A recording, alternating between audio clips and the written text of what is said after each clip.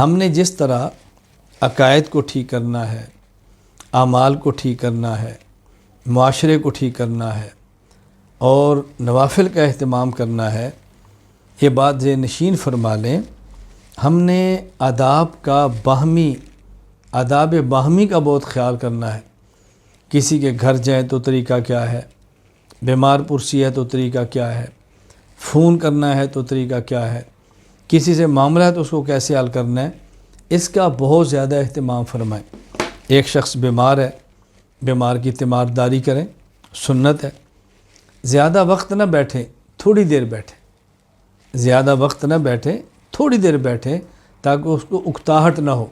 ہاں اگر مریض کو آپ سے محبت اتنی ہے کہ آپ کے زیادہ دیر بیٹھنے سے خوشی ہوتی ہے تو زیادہ دیر بیٹھے، وگرنہ ایسا نہ ہو۔ کہتے ہیں ایک بزرگ تھے، وہ بیمار ہو گئے۔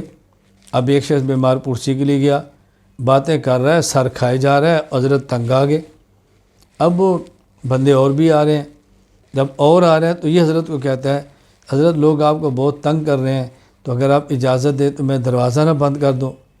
فرمایا دروازہ بیٹا بند کر دو، کنڈی باہر سے لگا دینا۔ دروازہ بند کرو، کنڈی باہر سے لگا دینا۔ مطلب یہ تھا بھئی تو یہاں سے نکل، میری جان پہ بنی ہے تیری وجہ سے اور تو تنگ ہے دوسروں کی وجہ سے۔ فرمایا ابھی دروازہ بند کرو، یہ کنڈی باہر سے لگا دینا۔ تو مقصد کیا ہے، مریض کے پاس جو تھوڑے وقت کے لیے، اور پھر مریض کو ایسا ہدیہ دو جو اس کی ضرورت کو پوری کرتا ہو۔ ہمارے ایسا ہوتا ہے ایک شخص مریض ہے، جو جا رہا ہے پھل لے کر جا رہا ہے، جو جا رہا ہے پھل لے کر جا رہا ہے۔ اچھا پہلے تو پھل ہوتے تھے، اب جو جاتا ہے پھول لے کر جاتا ہے۔ مریض کے پاس جائیں گے، لمبا سا گلدستہ پھولوں کا تیار کیا ہوگا۔ میرے علم میں نہیں، کافرانہ رسم ہے، اسلامی رسم ہے، کہاں سے آئی ہے، کہاں سے چلی ہے۔ بھئی مریض کا کمرہ پھولوں سے بھر دیں گے، اس سے کیا ہوگا؟ سب سے بہترین طریقہ یہ ہے، حیثیت کے مطابق اس کو نقد ہدیہ پیش کر دو۔ دوائی لے لے گا، خوراک کھا لے گا، اس کے بچوں کے لیے گھر کا مسئلہ ہوگا وہ چل پڑے گا، کوئی حرج نہیں۔ ہاں جس کے پاس کیا صاحب حیثیت ہے، اللہ نے اس کو بہت دیا ہے تو بات الگ ہے۔ میں عام طور پہ بات عرض کرتا ہوں کہ جب عام معمولی ایک اہمیت معمولی جو استطاعت والے کے پاس آپ جائیں تو اس کو نقد ہدیہ پیش کریں، تھوڑی دیر کے لیے بیٹھیں، اپنے جسم پر بو نہیں، خوشبو ایسی لگا کر جائیں کہ جس سے اس کو راحت ہو۔ کبھی ہماری خوشبو ایسی ہوتی ہے کہ جس سے سر میں درد ہو جاتا ہے تو ہم سمجھتے ہیں خوشبو سے الٹا تکلیف بڑھ جاتی ہے، اس کا بھی خیال کرنا چاہیے۔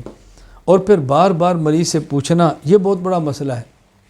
مجھے اپنا مسئلہ پیش آتا ہے، اللہ تعالیٰ تکلیف سے سب کو محفوظ فرمائے۔ اتنی بیماری سے تکلیف نہیں ہوتی جتنے لوگوں کے پوچھنے سے ہو جاتی ہے۔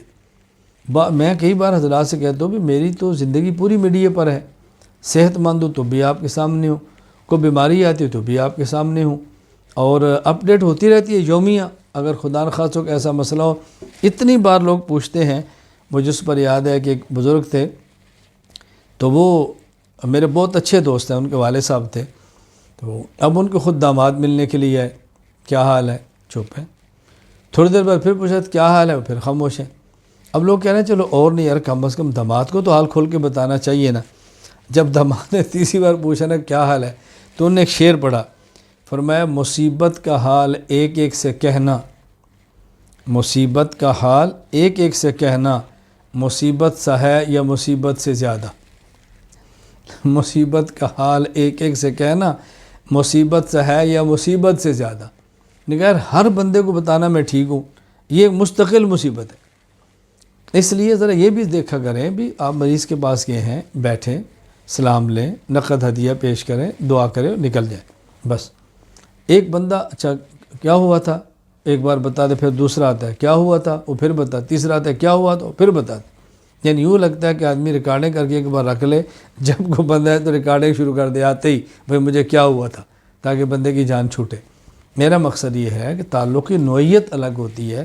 بعض تعلق کی نوعیت ایسی ہے کہ نہ پوچھیں پھر بتانا چاہتے ہیں، وہ ٹھیک ہے، بعض صاحب حیثیت ہوتے ہیں، ان کو مال کی ضرورت نہیں ہوتی، لیکن عام طور پہ کوشش کریں ایسے وقت میں جائیں مریض کو تکلیف نہ ہو، تھوڑی دیر کے لیے جائیں، نقد ہدیہ پیش کریں، کم وقت ان کے پاس بیٹھیں، ان کے گھر والوں کو آپ کو ایسی تکلیف نہ ہو۔